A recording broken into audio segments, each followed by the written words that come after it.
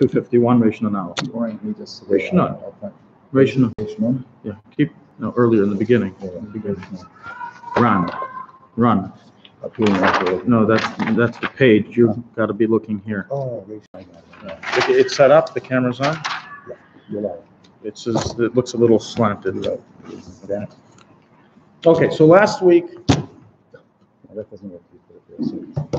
we began discussing in Siman Reish Nun. Siman Reish Nun began. It was a continuation of the previous Siman, which is a bulk of chapters in the Shulchan Aruch dealing with the laws of Erev Shabbos, things that apply in Erev Shabbos. We said that's how this half of this book is based on that, the laws of Erev Shabbos. There's that many halachas, and so in chapter 249 we dealt with laws relating to eating on Erev Shabbos and the restrictions applicable to making a meal on Erev Shabbos, as well as traveling restrictions.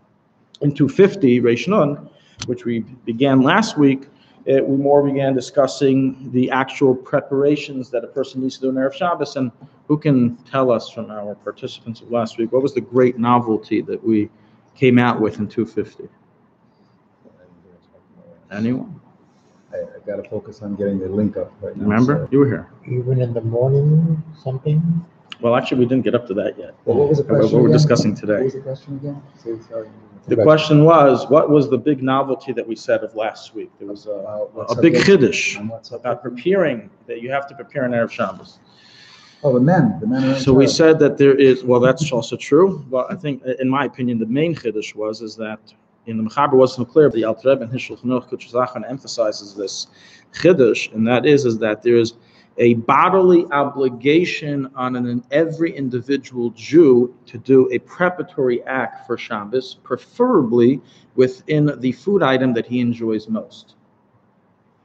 In other words, that it's not about getting the job done, as it is with other mitzvahs, right? The mitzvah of Truma and Meiser is about getting it done. It doesn't matter who does it. Afrashas Challah is that it got done. It doesn't matter who does it. Here, in addition to the aspect of getting all the jobs done, there is an aspect that is relevant to every individual Jew as a personal obligation that he has to do some Shabbos preparation.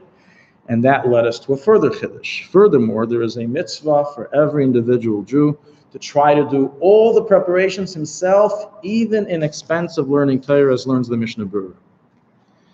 Meaning that this is, even though normally we apply, as written in Hilchos Talmud Torah, that we push off Torah learning for the sake of a mitzvah that can't be done by others, but we don't push it off for mitzvahs that can be done by others, rather delegate the mitzvah to another and you do yourself. By Shabbos preparation, it's better for you to do it yourself. And if you could, you do everything yourself. We said that the wife and children are the shluchim of the balabais, but in essence, the responsibility is on the father of the home.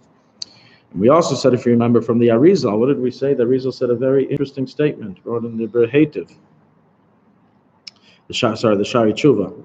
Said that the sweat, remember? Yeah, it's good for tshuva. The sweat that a person breaks in honor of Shabbos has the same effect of cleansing sin from the forehead as does cries of tshuva. What's a tshuva? What's the verb you use? What's a tshuva? The cry, the tears. The tears. Yeah, I'll read you the words inside in the Shari Tshuva. B'shem kavonas harizal hazeya shodam aziyah b'techei Shabbos hem segulu mechikas avenis k'mei adomis. The sweat that a person sweats when preparing for Shabbos is a segula for wiping away sins, just like tears. And therefore, one should trouble himself tremendously for Kveit Shabbos. So this, I think, this also comes up is, you got to run to the supermarket, you're sweating away, waiting online.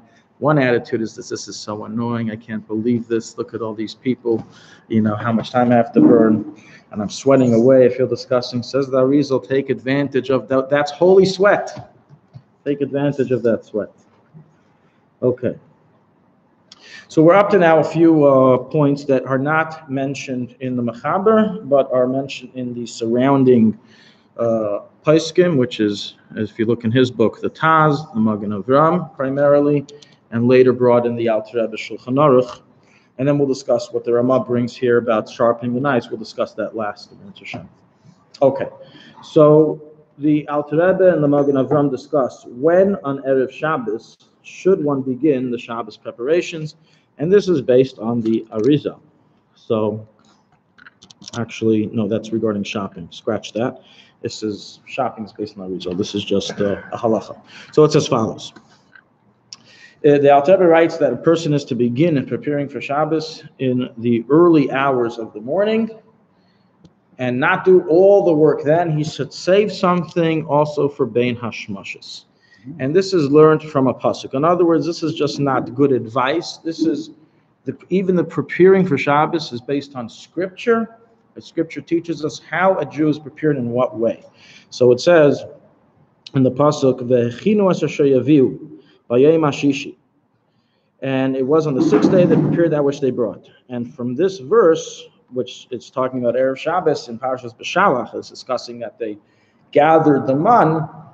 From this verse, we deduce, first of all, the mitzvah of Lechem Mishnah, the mitzvah of having meals on Shabbos, as well as preparing for Shabbos. And it's implied from the verse that as soon as they woke up, they began already the preparations. So this doesn't mean this has to be the first thing you do when you roll out of bed. What it means is that it should be done early in the morning. If you say, well, it only takes me 3 hours to prepare, I'll start at 3 o'clock. No. It has nothing to do with how, it's not about getting the job done. There's also here a scriptural verse when we learn that you're supposed to already sanctify the beginning of the day of Erev Shabbos with Shabbos preparation. So it's supposed to be begun in the early morning. Now, regarding adding, as we said in Bein Hashmashas, you shouldn't leave, which practically means towards Shkia before candlelighting. This is hinted to in the verse that says, and there will be double of that which they gather each day, right? It says that they will have Mishnah, that's where Lechem Mishnah is learned from, that they will have double that which they gather each day. And this implies that the preparation should be done twice, that the gathering was done twice. We said gathering is like preparation. So from here, it's hinted to that the preparation should be done twice. So we do it also in the morning and towards the seventh day, which is before Shkia. Now, usually this is anyway done because I don't know any family that does everything and enter Shabbos all calm, that nothing's done. It doesn't matter how many hours there are on the Shabbos day. Even if you're living in Scandinavia and Shabbos is beginning at 12 o'clock at night, I'm sure they're still stressed. It's just a rule. And so there's always last minute things to do.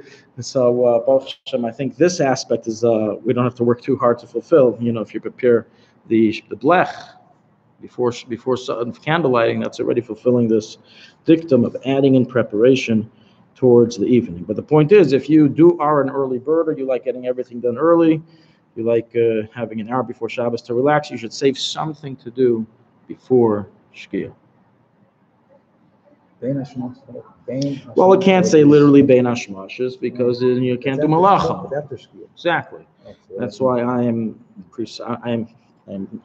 clarifying that it should be done beforehand. Unless you have some preparation, you can do during Bein Hashmashas. You can, chals on the table should be beforehand because of the candles. So if there's the table should be set already Erev Shabbos. So if you have something that you're allowed to do, then okay, then yeah, you could do Bein Hashmashas. But you're in shul anyway, so it's going to be something only the woman can do. So shopping for Shabbos. So even regarding shopping, we have some detailed halachas, how to shop for Shabbos.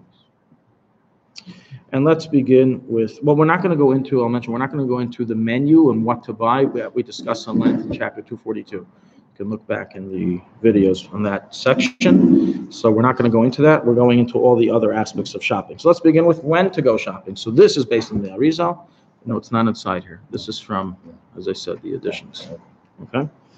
This is from the Alter Rebbe in the name of the Magen Avraham, that it is best for a person to go shopping as follows. Ready-made food should be bought on Erev Shabbos. Food that needs preparation should be bought on Thursday. The reason for buying ready-made food Erev Shabbos is A, it's fresher, and B, it shows it's being done for the sake of Shabbos. It shows that it's being done right before Shabbos.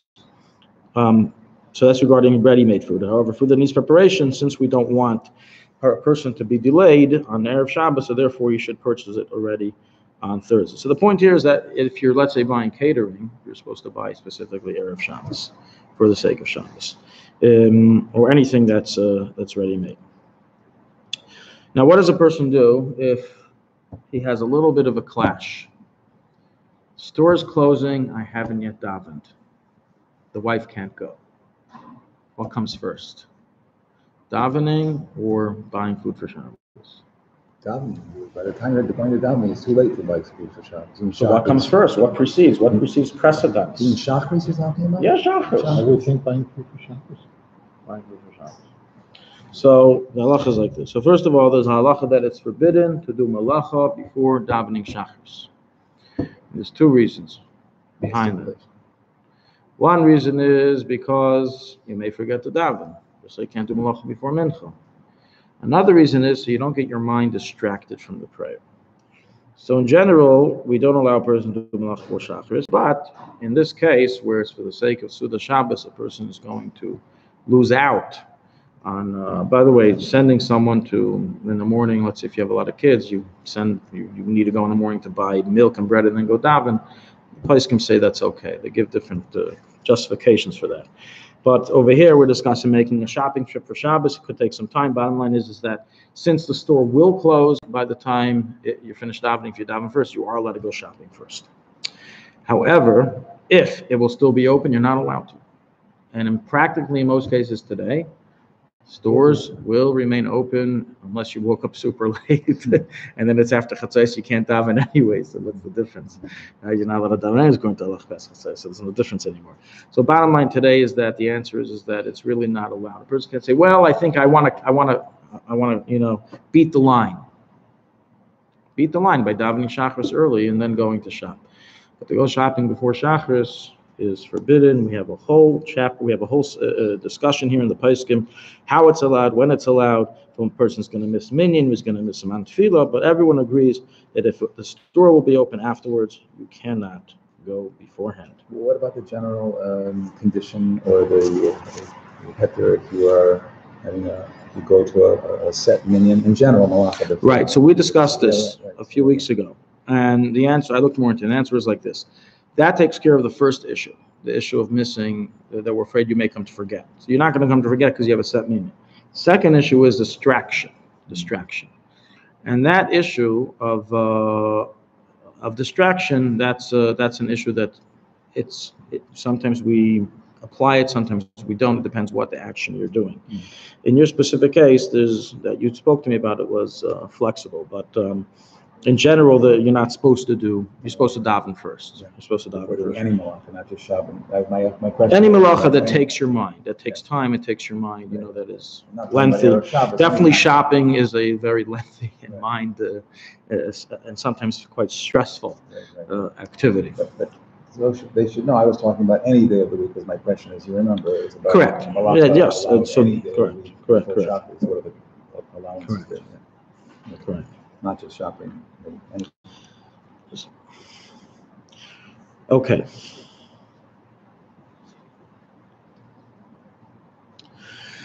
It's recorded likewise in the Kisvei Arizal, the Alter Rebbe and the Magen Avraham both bring it, that it is proper for one to say on every item of purchase that this is the Kavod Shabbos. The person should actually verbalize, not just think in his mind, should actually say, verbalize in some of the firm Haredi supermarkets that have big signs in there of Shabbos or Thursday already.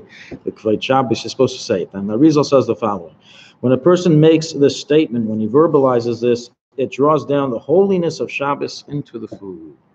Our words have effect, have meaning, have kedusha, especially the words of a Jew, and therefore, when we say it, it turns the food into a different food, into a Shabbos food.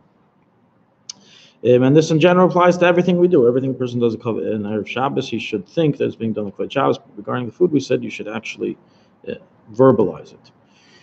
It's recorded in the Mishnah regarding Beis Shammai and Beis Hillel, two different approaches of how they would do their Shabbos purchasing. The Alter brings us down as follows. It's brought down, Zochres Yom HaShabbos Akacha. You shall remember Shabbos and sanctify it. So if one sees a nice portion of food on Sunday, you went to the store, you saw a nice, beautiful steak, like this would be great for Friday night or Shabbos day meal. So you should buy it and designate it for Shabbos. Now what happens if the next day you find a nicer portion? So then you designate the nicer portion and you eat the portion that you bought Sunday for the weekday. So this was the minhag of Shammai, Beis Shammai. Over Hillel, he did not do this. What did Hillel do? Hillel would buy on Sunday, eat on Sunday, and say, God will give me something even better for Shabbos. He didn't worry. He placed his trust in God. So this is a famous difference in Hillel and Shammai, and it says that. So this is a case where an interesting question of bitachon, of trust in God. Should I take a chance that maybe God will not provide me and therefore already on Sunday begin worrying? Or should I have absolute faith and trust and not worry at all, and for sure I'm going to get something even better during the week? This isn't just limited to Shabbos preparations, but in general in life, how cautious must a person be today in order to prevent something from happening tomorrow?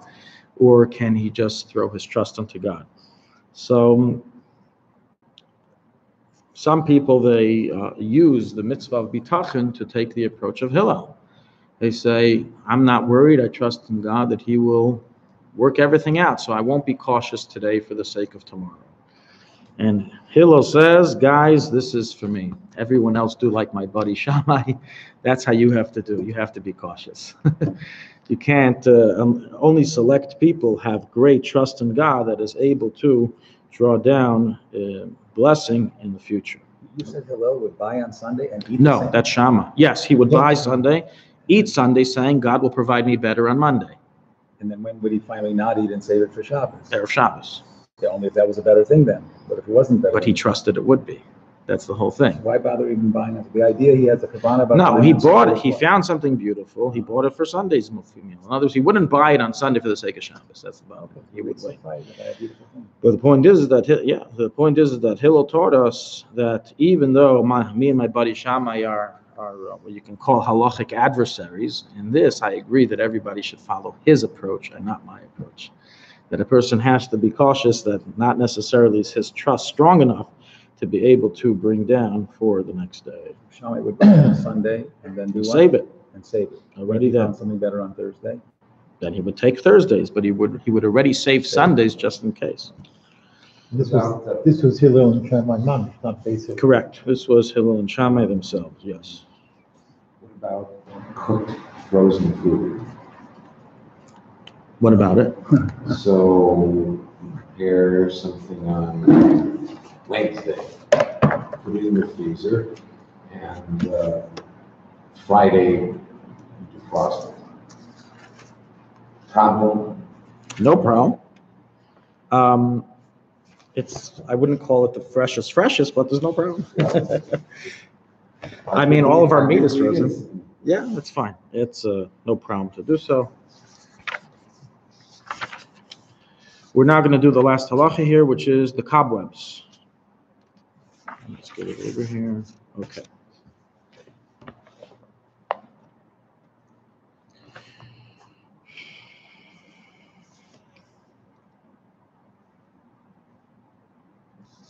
So the Ramah wrote, sorry, not cobwebs. I'm sorry, sharpening the knives. We'll get the cobwebs in 262. We'll get to that in a while. Sharpening the knives. So the Ramah over here wrote, a person is to sharpen the knives in Erev Shabbos, as this is done out of honor of Shabbos to prepare himself for eating. Okay, so that's first of all, whoever doesn't have a knife sharpener to do this mitzvah, you need to get one. They're not that expensive. They're just a piece of metal. In fact, you can use 2 knives to sharpen knives. You just have to know a little bit of what you're doing. Otherwise, you'll destroy your knife more than you'll sharpen it. I'm a sheikhet, so I went through professional knife sharpening training. It's cool. And there is definitely a skill, a chachma to it. And but the point of it is that, so why do we do? So first of all, it's a halacha, nobody argues. You're supposed to do it. A lot of people don't know this or don't do it for whatever reason. You're supposed to do it. Now, obviously, we're discussing non-serrated knives. To sharpen a serrated knife, you need to go to a special place that has, that's mamish, a skilled job. So we're discussing, obviously, non-serrated knives, where you just take you can have a metal sharpener or any other sharpener, and you swish it back and forth to sharpen it. Now, what's the reason why? So the Ramah simply here wrote, as this prepares you, it's an honor of Shabbos that prepares you for the eating. Now, Rabbi here gives us a few more details as to the reason of why it is done. It says like this. Number one, it's scripturally based. It states in the pasuk, "V'chinu eser she'aviu," regarding the man, and they prepared that which they brought. Now, why does the pasuk say that? Just say they prepared what they brought. Why do we say that which they brought? Why do we need the that there, the s? Usually in Talmud, we use these extra S's to expound something new, to expound a new teaching. So what's the new teaching? So he brings from a pasuk in Navi that says Le'isu milim mizmores, that S can refer to a knife, a sword. So what's it saying? And on Friday they would prepare the knife, the S. So therefore we too prepare the knife. So it's scripturally based. That's the first reason that he brings down. The second reason that he brings down is that it's simply the covered Shabbos, to have a knife that's usable for Shabbos, that people can actually cut something with it. There's almost nothing more annoying than getting a dull knife when you're cutting your steak, when you're cutting your meat, when you're cutting your food. It's kind of hard. Are you talking your entire set of knives that sort of look like butter knives, but they have a little, they can be used? Knives that will be used for Shabbos or Erev Shabbos preparation. Personally, my house, I only have about one non-serrated knife that's used in Erev Shabbos. The kind of knives you would send around to people who are going to sit and eat and cut their They're not I don't know, by me they're serrated. There's a lot of knives. You have 12 guests, you could have 12. I just said, if they're serrated, then there's not shaykh to this. Okay, but if they weren't serrated, you'd have to do 12 knives for the guests. It's a good idea to sharpen your knives anyway. Or every Erev Shabbos. Depending on the usual cutlery knives, I don't know what it would do. I've never tried to sharpen them. I don't know if it would do anything. They're too thick. They're not like cutting knives. Anyways, I think it's referring more to the kitchen knives. Here I even wrote, sharpen the kitchen knives. Not the eating knives. Okay, so another reason that's brought down, so we said before, Kavod Shabbos, the Alter here brings another reason, the following, that it's brought down in the pasuk, and the Yadu Kishalem Ohalei, and you shall know that your tent is in harmony. And the Chamim says, how do you cause your tent to be in harmony? This refers to how do you cause Shalom Bayis in your home, marital harmony. The Chamim teach us this is accomplished through sharpening a knife. There's a special segula, yes. There's a special segula involved in knife sharpening. Yes, the Chachamim set us up for some pretty bad jokes. So, but yes, this is the third thing brought down, the sharpening knives in Erev Shabbos, the school for Shalom Bayis.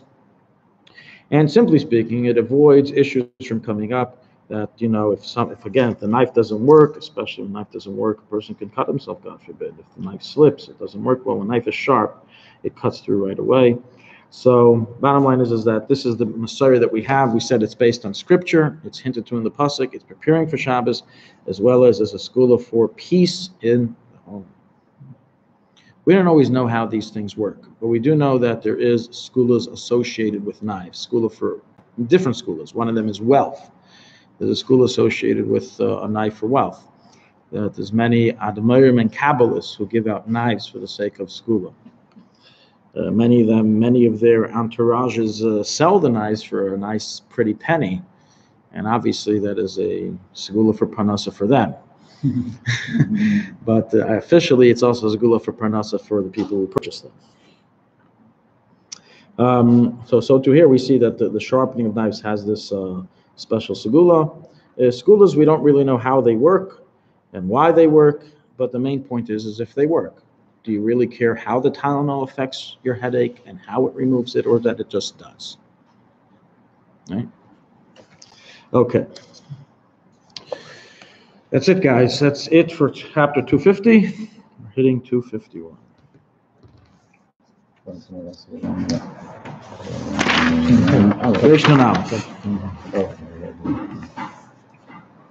Simulation analysis. This chapter is dedicated to not doing work on Erev Shabbos. The same way we discussed in 249, eating restrictions and traveling restrictions, so too we have working restrictions against doing Halacha. So in this chapter we're going to see until what time can a person work on Erev Shabbos? What time do you have to finish your job? Okay, until what time can a store be open? Till what time can you feed the turkeys, right? You're still with the turkeys. Oh, you're done? Chickens? No animals, okay. Till what time can anybody be involved in their work? A cipher, till what time can he write? A person who gives haircuts, till what time can he give a haircut? Till what time can you get a haircut? Okay, anything that has to do with malacha, activity is dealt with in this chapter. What are the limitations on Erev Shabbos? So let's see. Begins the Mechaber. Anyone who performs work on Erev Shabbos from the time of Mincha and above, this means the time of Mincha, doesn't mean from praying Mincha. So I won't pray Mincha till 10 minutes before Shkia and I'm good. No, it's referring to the time of Mincha. And above does not see a siman bracha, a sign of blessing. Don't Don't give it away. Don't give it away. Sorry. Wait. Big machlekes, we'll see. Okay? It does not say siman bracha. So let's just stop here for a moment and discuss this. We find a few times in Chazal, and usually in Halacha, and usually it's in reference to Malacha, that it doesn't say like it usually does in Shulchan Aruch, this is mutter, this is asur, this is permitted, this is forbidden. But rather it gives us a strange message. It circumvents the permissible prohibited and rather just writes, anyone who does this won't see a sign of blessing. First of all, what does that mean? He won't see a sign of blessing. What's the blessing I need to see? What does this mean? So the answer is as follows. We all know that malacha, the purpose of malacha is to accomplish something. And everything we're trying to accomplish usually is meant to be something we believe is beneficial to us. We make an extra sale, we make an extra buck. Now the question is, where will that buck end up? If that dollar will end up to help pay for things of necessities that every normal person needs, then good. It's helping me in my parnasa. But if suddenly I get a new expense and it's going to a new expense that wasn't expected and shouldn't have been, like a car ticket from parking in the wrong area, then the money I made is not going towards blessing. It's going to pay for something that was superfluous. This is the idea of siman bracha. When it's brought down that the money of, and we discussed this in chapter 242, that the money of a person is already pre-budgeted for every individual, every human being on Rosh Hashanah, and he won't make a penny more, that doesn't necessarily mean that millionaires 1 year will not make $1 million. He may continue to be making $1 million, but where is his money going? He may end up making bringing it in, but having holes in the vessel where it's going to come out in different ways. So in other words, God arranges what happens to the money. This is the idea of siman bracha. Siman bracha means that you won't see blessing from the money. The money won't be used for something beneficial. So, and if it's not a money-making activity, then nonetheless it says the activity itself will not be blessed. It will not have positive profit, will not have positive outcome.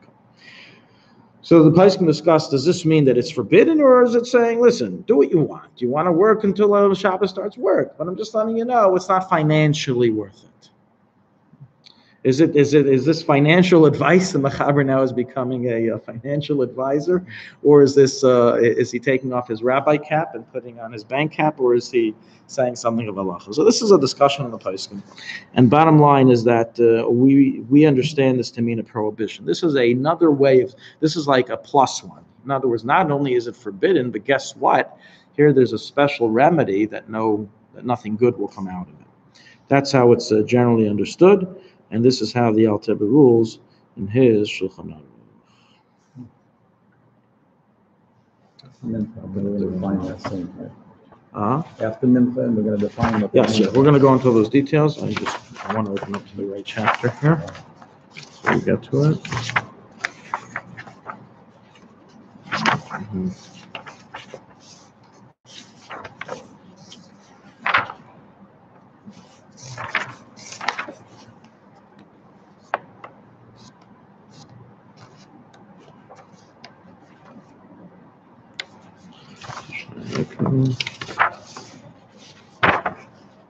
Here it is.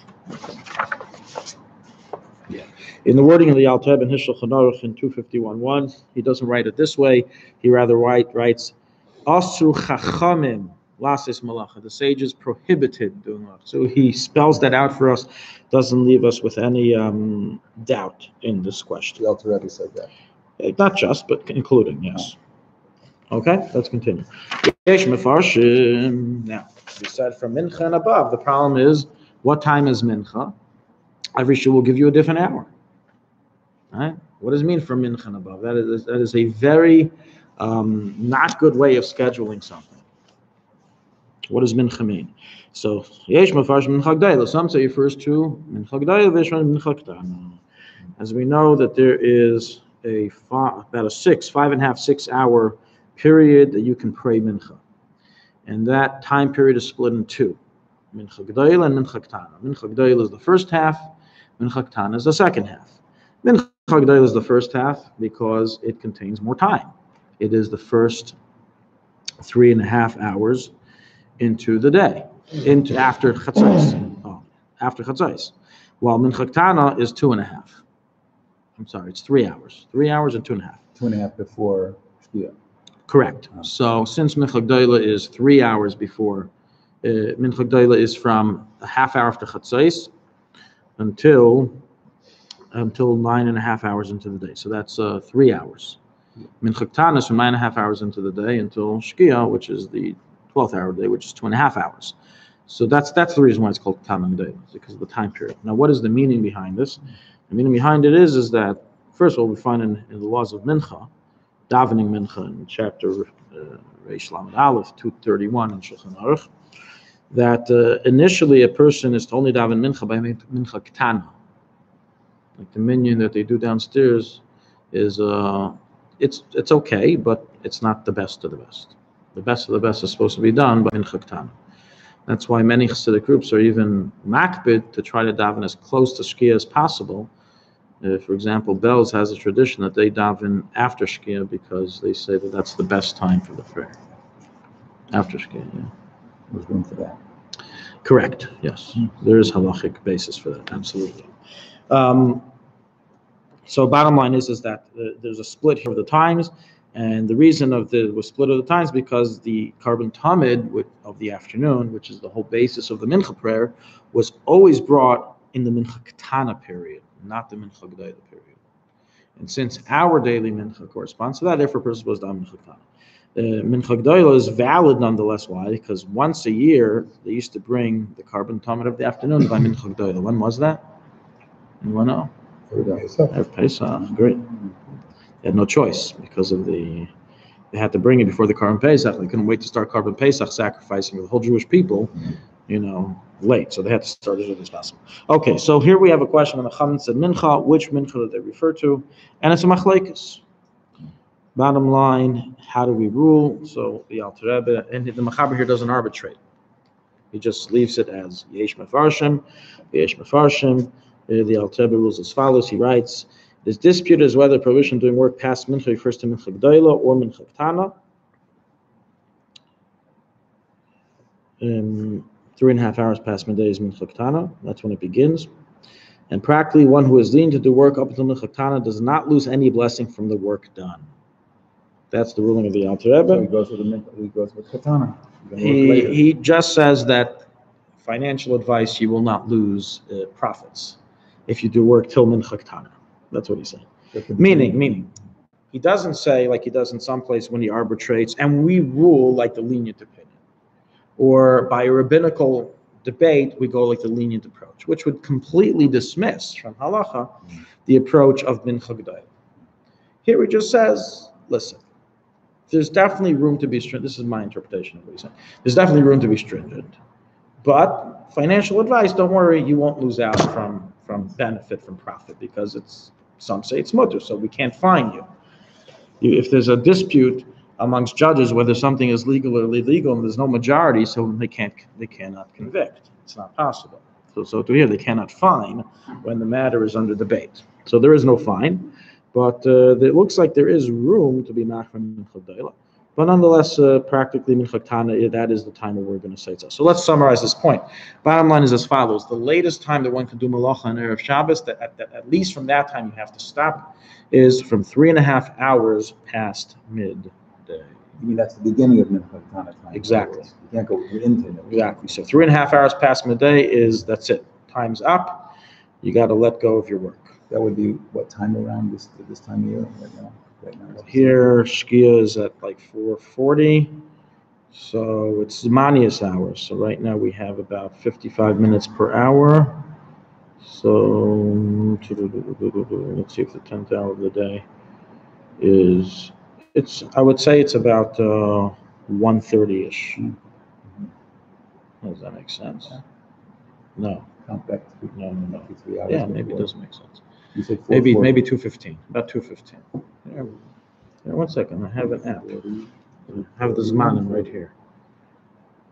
Let's see. 1:40. Oh, should I have the app? Should say Minchas Khan Gdoila. 1:50. 2:27. I said 2:15. 2:27. Oh. 2:30. It fluctuates every week, 4 minutes or so, whatever it moves with Shkia. Right? Correct. It moves also based on the amount of day hours. Hours shrink as the winter continues.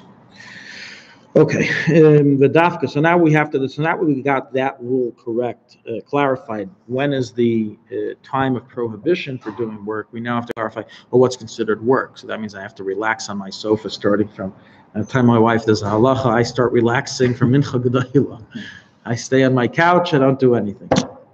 For mincha gedayla, it says, look, ish mefarsh mincha gedayla mincha gedayla. The Rebbe gives room for being machmir. So what is the work being referred to that we don't do? What he says. But dafka v'shoysa malacha derech keva.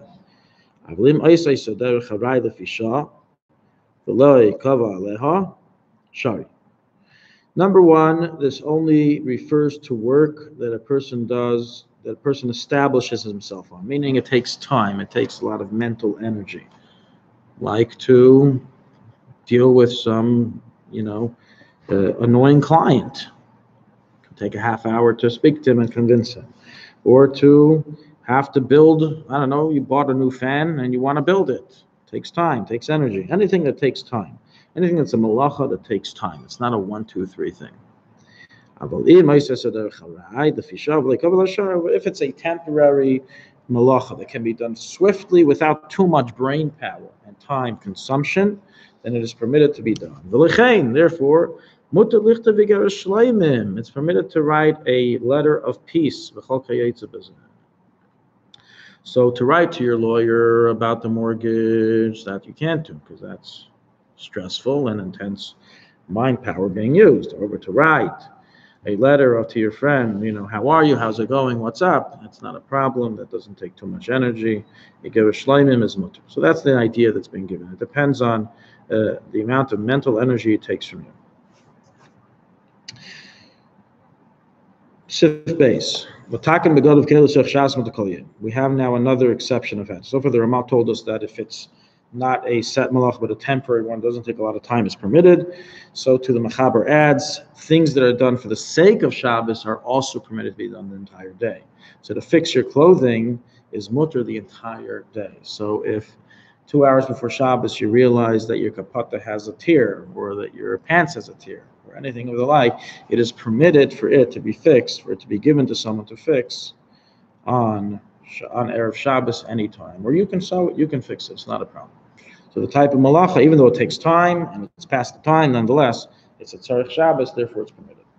However, the Ramah qualifies this. This heter, fixing clothing, if it's your clothing. But if I'm a seamstress, can I fix clothing past the time of mincha ketana on Erev Shabbos? Somebody else's Shabbos. It's somebody else's. It's not mine. For me, what's the preparation of Shabbos? There is none. So the Ramah rules it's mutter, but only eina notelav schar. Once had a seamstress that lived next door neighbor in Yerushalayim. And I once brought something to her on Erev Shabbos past Mincha Ketana. They need to be fixed. And she says, "You too? It seems like everyone saves their clothing to bring it to me for Erev Shabbos before Shkiha." And there's a problem of paying. It's a problem of paying her for collecting schar. So she did it for us as a favor. You can't For pay our after? family. You can't pay Sunday? That's called taking schar. So they have to do it for free, or they can't do it? They have to be They do willing it to for free. They have to be Do a willing to do favor. it It's for called a free. favor, yes. Listen, in life, favors, what goes around comes around. You do a favor, you ask for a favor, It goes back and forth, but it can't be part of your business. So, too, the best time to ask a sefer to write mezuzahs and tefillin for you is after Mincha Ketana. So the You can't pay prohibition is them. on the seamstress. The prohibition is on the seamstress. The responsibility to do or not do that is on the Correct, seamstress. because if not they on take money, then it's considered they're doing business. What's a goy? A goy? You pay goy? Oh, coming up. Let's see. What? Continues the Mechaber. So to somebody who writes a sefer for himself is mutter. So I can continue writing an Erev Shabbos. I don't have a problem. It's also Torah learning. This is referring to, by the way, not writing books like novels. It's referring to writing stam. So a person who's writing stam for himself is not a problem. He's writing a sefer Torah, mezuzah, tefillin is not a problem for himself. However, if you write for somebody else, it's forbidden to write for another person for the sake of payment. So all seferim, even if they say, well, I'm going to be ready for Shabbos by 2:30, everything's so calm. I love going into Shabbos writing after writing, more in the Sefer Torah. Not allowed to. You're getting paid for that. Problem. You have to stop by Mincha Ketana, the very latest. And now the Ramah discusses taking haircuts. A person is allowed to take a haircut throughout the entire day, even from a Jewish barber. So here we learn that taking haircuts is under the exclusion of the Mechaber that we began with, that clothing and other vessels for the need of Shabbos may be fixed the entire day. So too, a haircut is also done for the sake of Shabbos, and therefore may be done the entire day, even from a Jewish barber. And the question is, can you pay him? Yeah. So we'll see now. Last point of the Ramah. A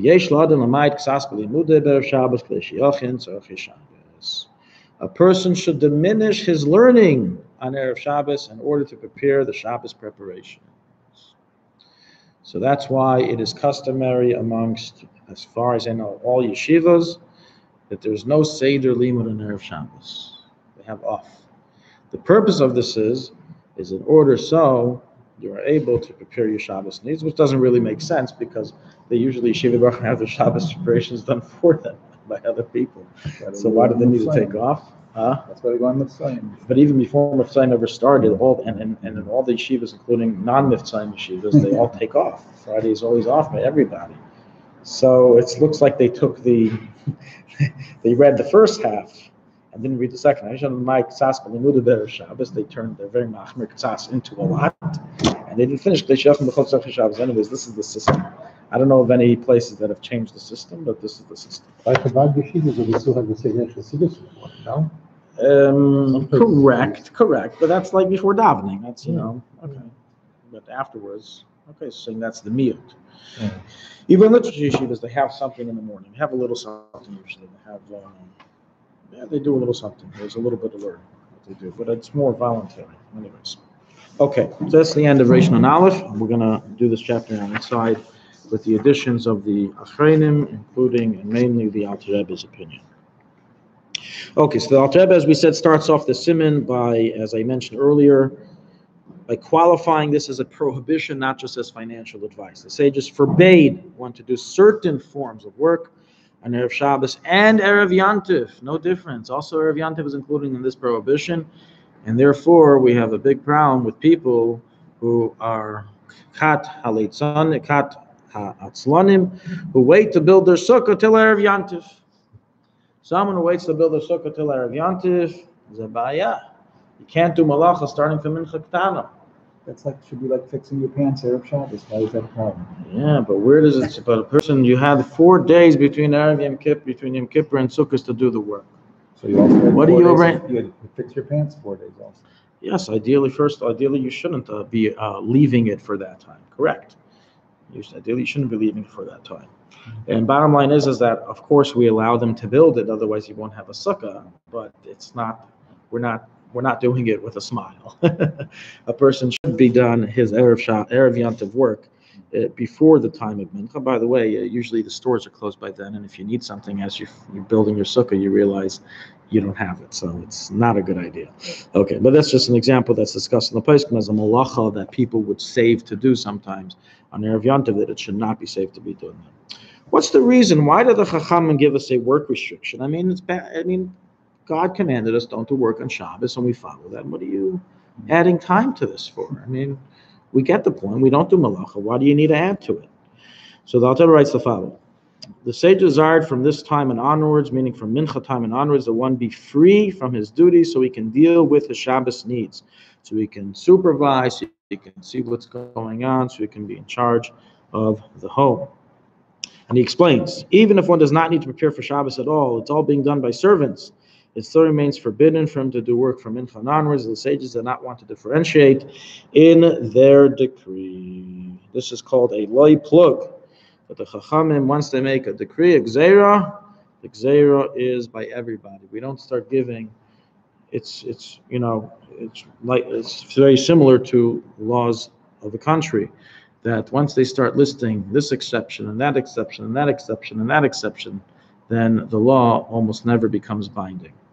And because of this, they had to keep it simple. They made a lay plug, a decree. It applies to everybody, whether it's prepared or not prepared. The Sefer Chassidim, which was written by Rabbi Yehuda Chassid, in Siman 122, Kuf Chaf Beis, writes the following kind of sad story. There was a woman who used to spend her time in Erev Shabbos sewing instead of preparing for Shabbos. Now, it's not that she wouldn't prepare for Shabbos, she would just delay it. The Knesset explains that this woman had done the sewing prior to midday, and after midday she would start preparing for Shabbos. So in fact, she was actually binding by the halacha because she didn't even do work after mincha, but nonetheless, Sefer Chassidim writes that she received a punishment from heaven for placing her work activity before her Shabbos preparation.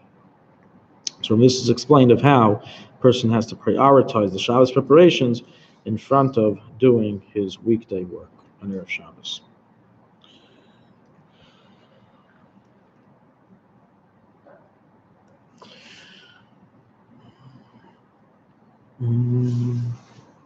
Okay, the time of mincha, we read that. It used to be. Okay. It used to be that this was the custom back in the day.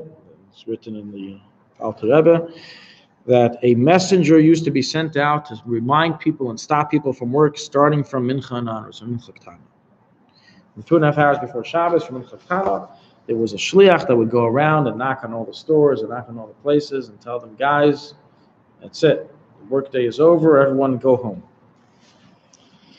Okay, we're going to go now through a list, a summarized list of exceptions, work exceptions that we said is permitted to be done. So let's begin. The Chachamim only forbade doing the work to follow all the following conditions. Number one, we said in the Mechaber, it has to be Malacha Gemura, which is a laborious activity that takes your mind, that takes meaning. Today, we're used to work that a person is, a person who's in a store, a cash registry is called working. In Halacha, that's not called working because it's not laborious. There's no energy. Mental energy, emotional energy when we get into fights with customers, but not physical energy. You're just sitting down. Okay? So this is called pragmatia in Aramaic, masa umatan in Hebrew, business, buying and selling. It's not considered malacha gemura. Whenever it says usually malacha, people think of work, oh, your day job. It's actually more referring to jobs that exert energy. Okay, so number one, it's a malacha gemura. For example, can I turn on a light after mincha ktana? Yes. Why? It's a malacha on Shabbos because it doesn't take any energy. It doesn't. It's also not a kavua work, right? We said that it has to be something that takes time. It takes a lot of your time. If it doesn't take a lot of your time, then it's mutter. Also, the work is not being done for the sake of Shabbos. Being done for the sake of Shabbos, we said it's mutter. Right? Fix the clothing for the sake of Shabbos. If it's being done for the sake of a mitzvah, the Alter Rebbe here adds that just like we allow it to be done for the sake of Shabbos, so too we allow it to be done for the sake of a mitzvah. That's like in what you're sparring? Correct. Correct. That's we can also say it's. Learning Torah. It's. Okay. But a sofer can't finish his for himself, not for the sake of payment. Right? We said before they can do. He can do it for himself. We said he can do it for himself. What about you sparring? You make money from your sparring. I do. You're allowed to make money from your sparring that you write after. Well, it's not exactly made right away. Okay. Not just your sparring. I understand. So, regarding a cipher, if he's doing so as a hobby or for personal use, and it's mutter. If he's doing so part of his income, then it is forbidden to be done. So here we also wrote that. Likewise, if one is doing the activity for the sake of the mitzvah, just as the right Sram and Chidushay Torah, as the Aruch HaShulchan, it is permitted to be done throughout the entire day, whether for himself or for another, free of charge. Oh. Yeah. Oh, okay, so that we have our answer. We just had the answer, but that's fine. No, it's not excluding someone writing a sefer that he plans on selling. Oh. First of all, you should just know most people who write Svarim don't compensate their work. It's just, unless it's a bestseller, it doesn't compensate the work. Many does. Okay, regarding receiving payment, so we said that to receive payment for your need of Shabbos or need of mitzvah work is a problem if you're doing it for somebody else, only for free. Regarding a haircut, so we asked before when the Mechaber says that you can, the Ramah says that you can get a haircut even from a Jew, can that Jew accept payment? The answer is yes. By a haircut, it's an exception. It's the only exception that you're allowed to even take payments. A Jewish barber is allowed to continue doing work, and that's what you see in a lot of mikvahs. They turn it into a barber station. An hour before Shabbos, past Mincha Ketana, they're still doing it, and they're not doing it for free. He's not a friar. He's not doing it for free. And it's mutter, because everyone understands it's completely recognizable as being done for the sake of Shabbos. However, if you have a guy that comes into your barber shop after Mincha Ketana, it's forbidden, even for free. So it's a bit of you have to somehow come up with a way of not giving a haircut to a guy. Or maybe it's a good reason not to be open after that time. Yeah, can you pay the guy for doing your pants after? So for the guy, no, it's a problem. Oh, can a guy? Oh, can you pay a guy that will work for you? Pay a guy that will do the pashtus, because there's no issue for him to do work in Erev Shabbos. Okay, we will finish this chapter next week in Meretz Hashem, next Sunday. Stay tuned. We're going to have in Meretz Hashem some new exciting ideas for this class, for the series.